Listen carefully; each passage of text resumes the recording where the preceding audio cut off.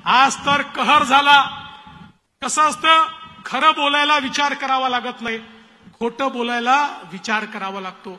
आणि एकदा खोटं बोललं की मग वारंवार खोटं बोलावं लागतं आणि मग कुठेतरी पोल उघडते। आज उद्धव ठाकरेंची पोल उघडली।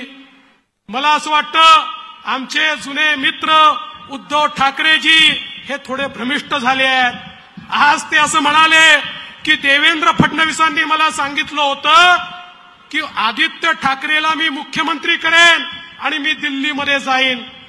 त्यांना वेळ लागला असेल, मला तर लागलेलं नाही ना, मला तर लागलेलं।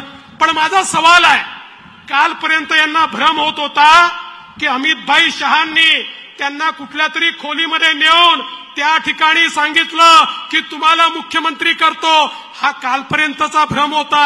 आता आज त्यांचा भ्रम बदलला। आज ते म्हणतात देवेंद्रांनी सांगितलं होतं आदित्यला मुख्यमंत्री करतो। उद्धवजी पहिले हे ठरवा, अमितभाईंनी सांगितलं की देवेंद्रांनी सांगितलं? अमितभाईंनी सांगितलं तुम्हाला मुख्यमंत्री करतो की देवेंद्रांनी सांगितलं आदित्यला मुख्यमंत्री करतो? बंधू भगिनींनो, हे भ्रमिष्ट झालेले आहेत।